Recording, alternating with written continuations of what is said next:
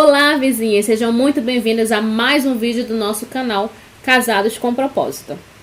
E o nosso tema de hoje é muito bacana, pelo menos eu acho, tá, gente? Eu venho falando aqui sobre muita coisa, sobre como é a vida com Deus, como que a gente leva o casamento com Deus, como colocar os nossos planos com Deus, né?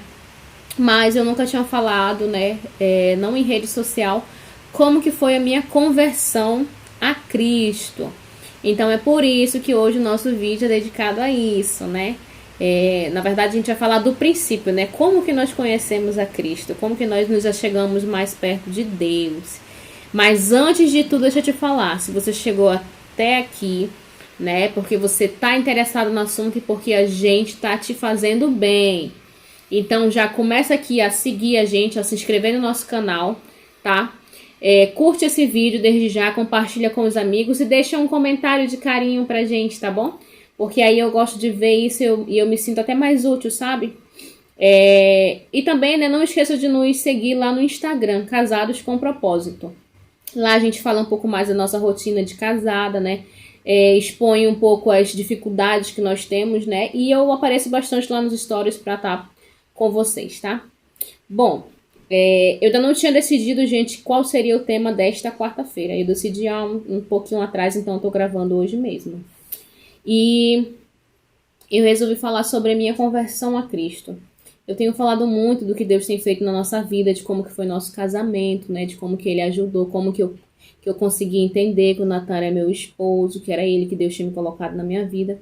Mas eu nunca falei pra ninguém, né? Assim, publicamente, em vídeo nem nada, como foi que eu conheci a Cristo. Bom, eu vou estar colocando algumas fotinhas por aqui e no Instagram também, de como eu era. Pra falar primeiramente de quem eu era, né? Eu era uma moça, né? Eu conheci a Cristo, eu acho que eu tinha 20 anos. 21, 22, por aí, gente, não lembro bem. Mas eu era uma moça mundana, como a gente chamava, né? E a lembrança que eu tenho de Deus na minha vida é desde pequena, né? Meus pais, na verdade, a minha mãe era católica e a gente ia muito para a igreja, né? Todo domingo, 5 horas, 5h30 a gente acordava, 6h30 a gente estava indo para a igreja. E eu cresci muito nesse lado, assim, cristão, né? Católico. Então, eu fiz catequese, fiz eucaristia, quase crismei, né? Participei de muitas coisas dentro da igreja católica. Mas em um certo período, quando eu já estava muito, muito firme mesmo na igreja católica, onde eu já estava indo sozinha com uns 12 anos por aí, para a igreja, para encontro de jovens dentro da igreja católica, né? Aconteceram situações, acho que acontecem em muitas outras casas, né? Minha mãe não achava muito legal, meu pai também não, porque eu já estava vivendo fora de casa, né? Como assim vivendo fora de casa, Priscila? Eu já ia sozinha, né, para os encontros na igreja. Eu gostava de estar próximo das pessoas dentro da igreja, então, de uma certa forma, ela começou a proibir. E eu não atribuo, né, que fique claro que eu não atribuo nenhuma outra culpa, não atribuo as minhas escolhas à minha família nem nada. Mas depois disso a gente acabou se distanciando da igreja, né, como algo rotineiro, digamos assim. Eu não ia mais para a igreja católica, meus pais também não iam. E então a gente começou a entrar no mundo, né, digamos assim. 13 anos nós começamos a dançar aquelas danças festivas, né, que é a ciranda, a quadrilha, tudo mais. Minha mãe sempre gostou disso porque para ela era uma forma de viver tudo que ela não tinha vivido, né, a oportunidade de ser feliz e tudo mais. Embora até hoje eu acho que algumas brincadeiras dessas são saudáveis, né, já não cabe mais no meu estilo de vida, sabe, não cabe mais em quem eu sou hoje. E voltando, né, esse assunto. E nesse período eu comecei a dançar, eu comecei a participar de umas outras coisas fora. Foi quando eu comecei a me soltar mais, comecei a conhecer as pessoas, né, e a gente começou a sair sozinha, né, então eu entrei nesse mundo de dança, de festa, de ir pra...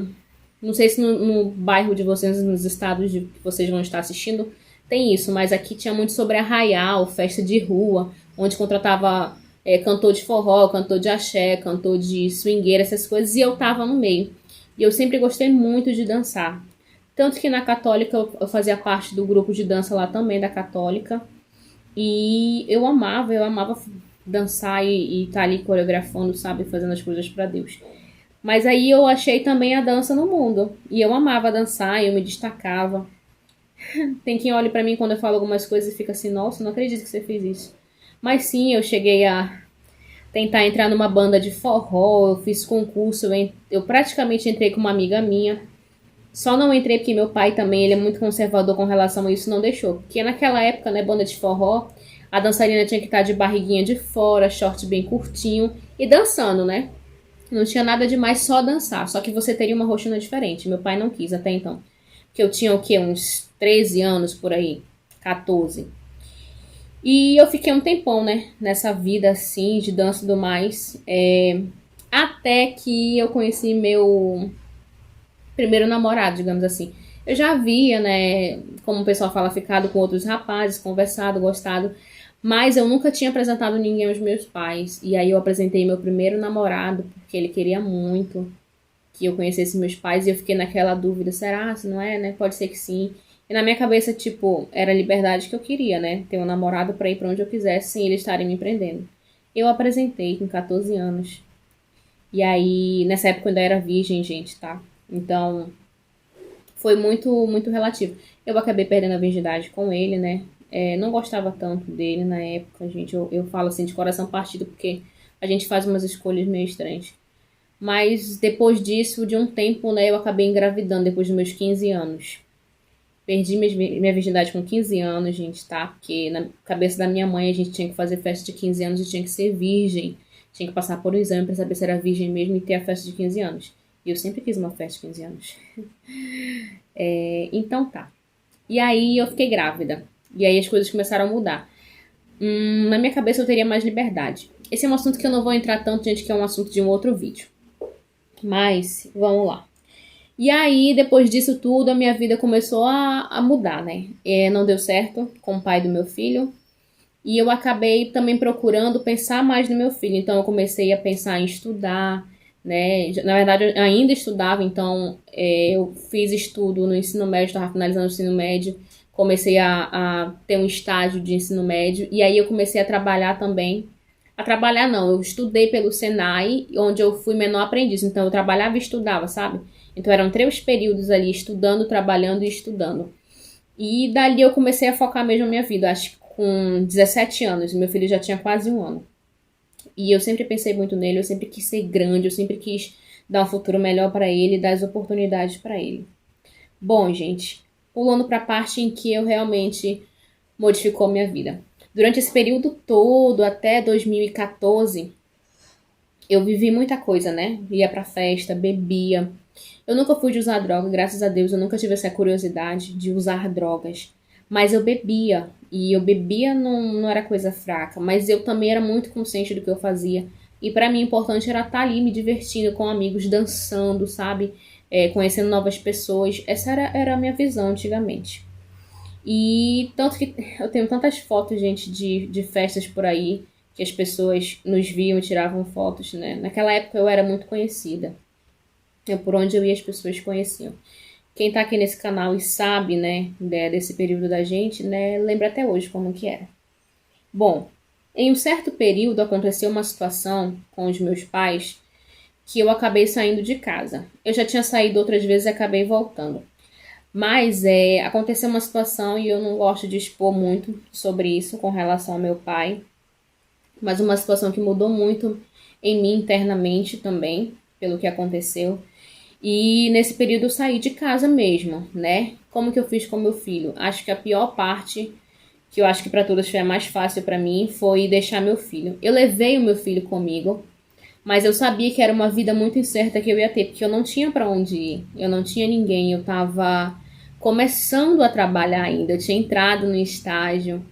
No estágio não, eu tava na faculdade e eu tinha entrado num... Era um estágio, mas era o dia todo que eu trabalhava. Então eu não sabia como iria ficar o meu filho, onde eu iria deixar.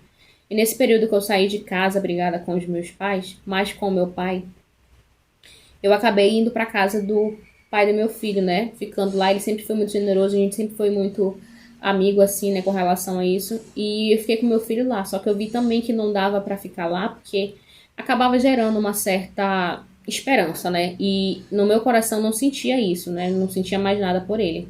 Já fazia uns 5 anos, eu acho, 4, 5 anos, que não tínhamos nada. Enfim, meu filho acabou ficando pra lá, mas depois foi pra casa da minha mãe. Nesse período, o que eu lembro é que eu me sentia muito sozinha, gente. Então, eu passei de casa em casa, não tinha pra onde ir. Eu fiquei um período na casa do pai do meu filho. E depois disso, eu tava conhecendo um rapaz que eu conheci na festa. Fazia 2 semanas que eu conheci um rapaz na festa.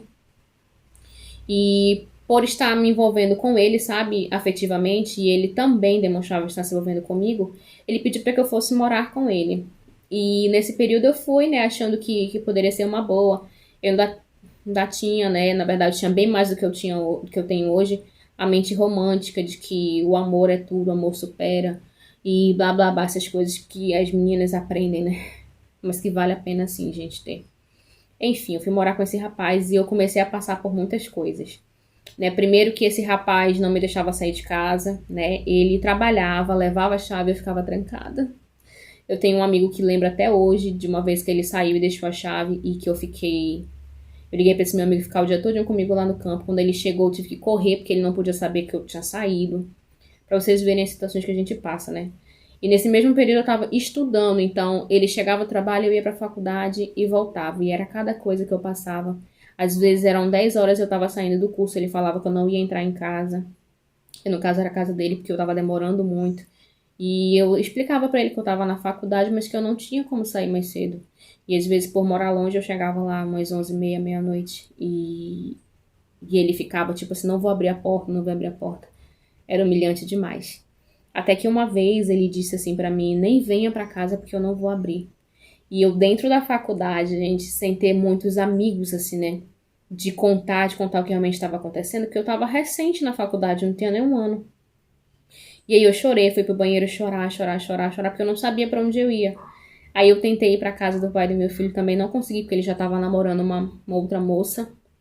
E eu também não queria causar, né, constrangimento nem nada pra ele. As coisas loucas que aconteceram comigo. E aí, nesse período, uma amiga, né, da faculdade falou assim, você não vai ficar na rua, você vai ficar comigo. Você não vai pra canto nenhum. Você não vai dormir em lugar nenhum, não vai ficar preocupada. Para de chorar que tu vai dar pra minha casa. E eu fui acolhida por ela. Eu amo muito essa amiga, né? Tudo que ela fez por mim, porque ela passou por cima de muitas coisas. E aconteciam bastante coisas com ela. E eu fui pra casa dela. E logo depois eu descobri que eu tava grávida desse rapaz, né? Em faculdade.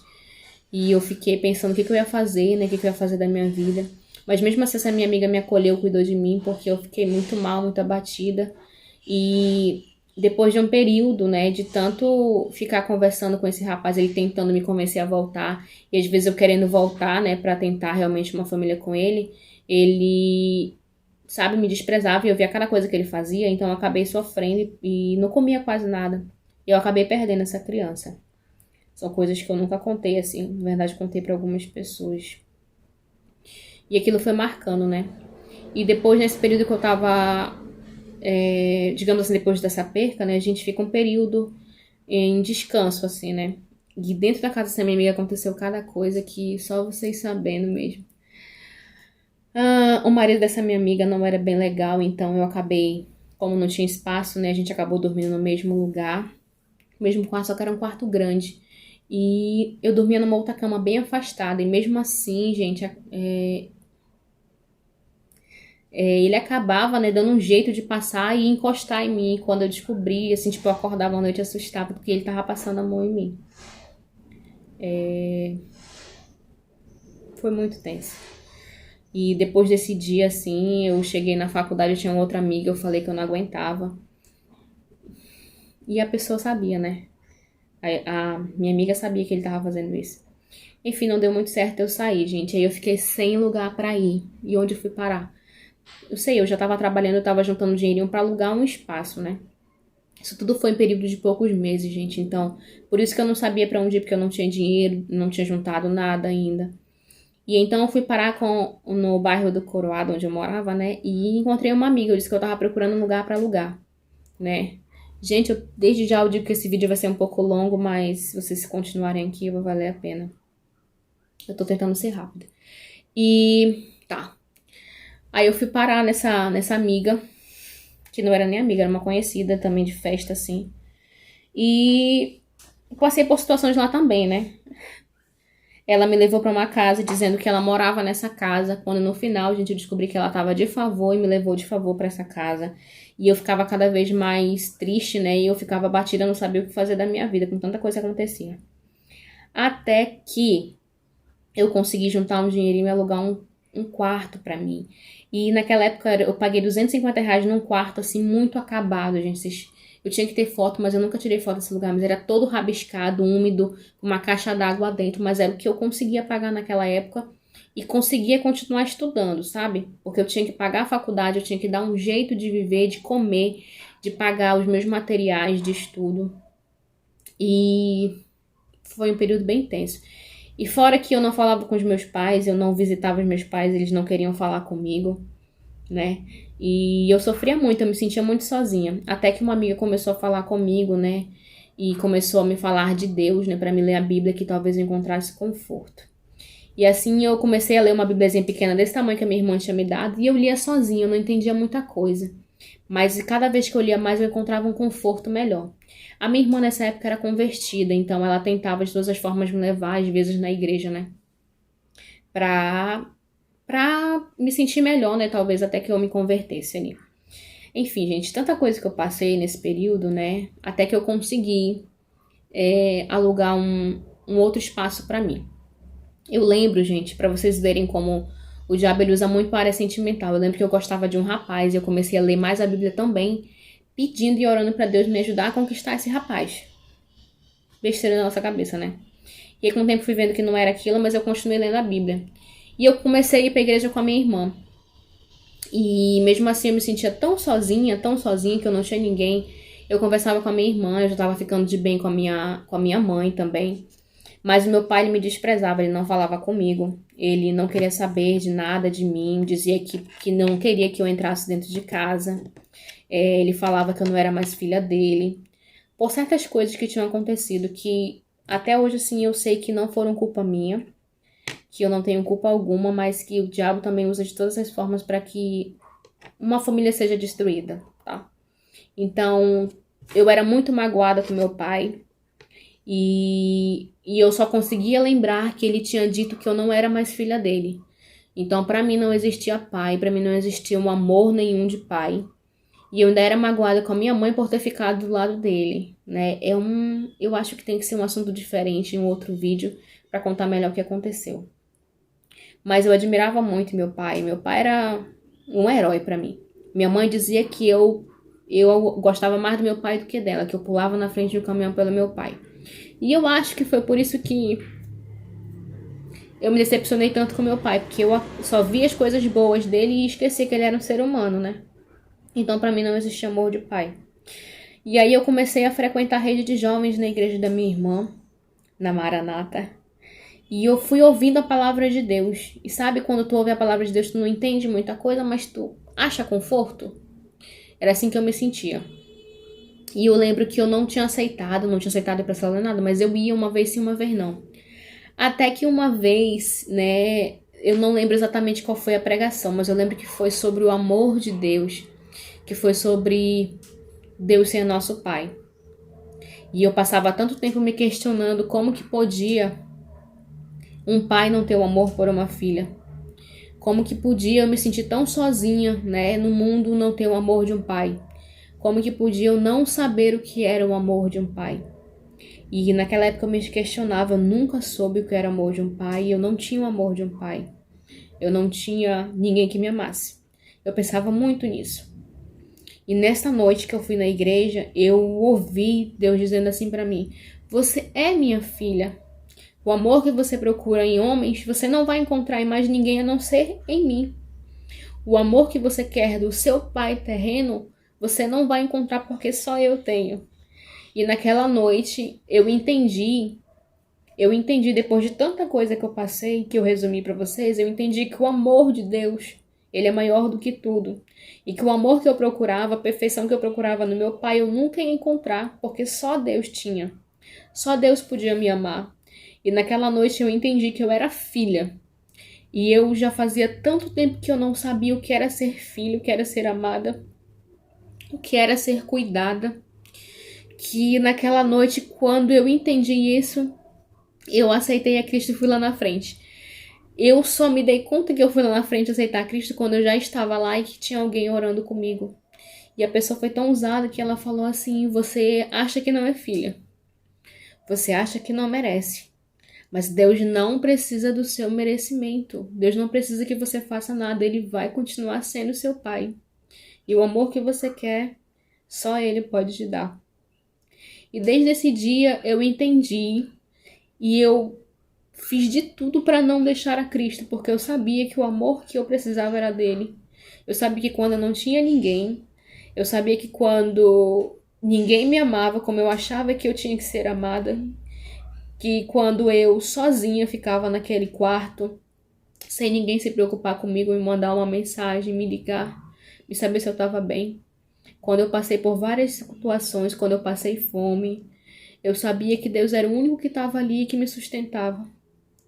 E todas as vezes que eu lembrava das coisas que meu pai tinha me falado, das coisas que meu pai tinha me feito, eu só conseguia lembrar que pelo menos eu tinha descoberto o amor de um pai que pouca gente fala e que eu decidi falar, que hoje eu tô aqui para falar, que é um amor que você nunca encontrou antes.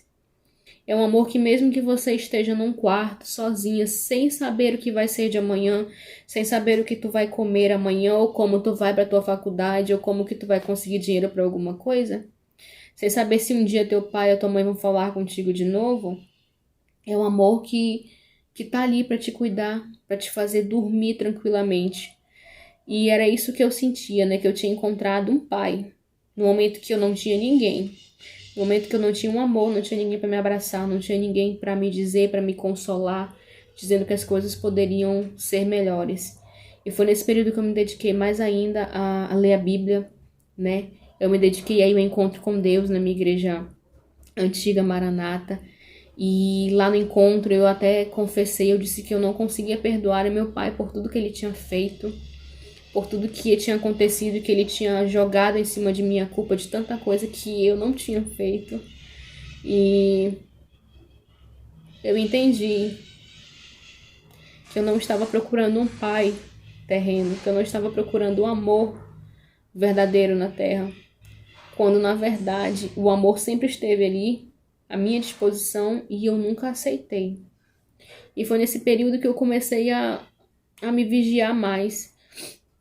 Eu não comecei a me dizer não para tudo, eu tava num processo, então ainda saía às vezes, ainda saía com amigos, mas eu já não bebia, eu já não sentia mais vontade de beber. Dançar, eu dançava, me divertindo, mas depois eu ficava assim, eu não devia estar naquele meio.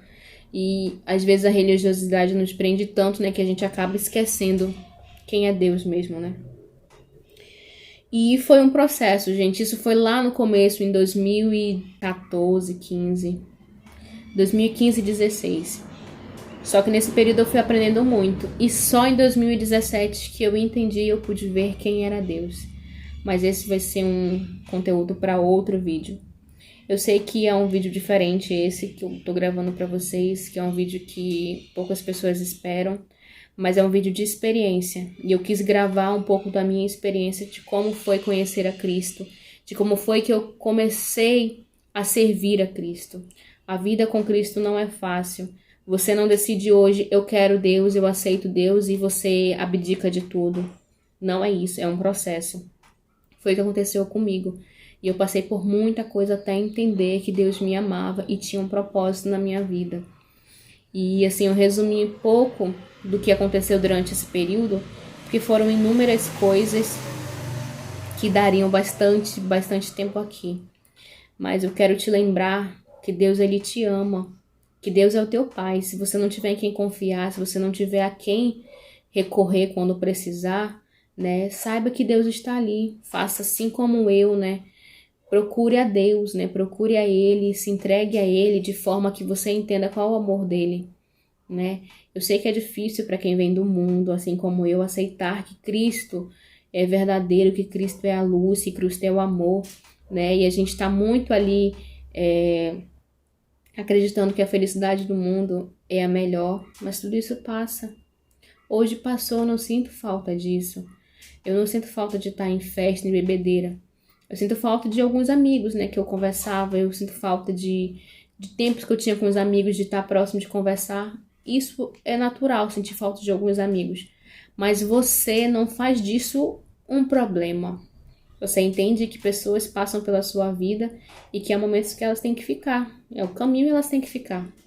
Então eu queria falar um pouco da minha experiência, como foi, né, que eu conheci a Cristo, e falar que no pior momento da minha vida, que eu achei que eu não tinha ninguém, que eu não tinha amor nem de pai nem de mãe, eu encontrei o amor de Deus. E há um versículo na Bíblia que diz assim: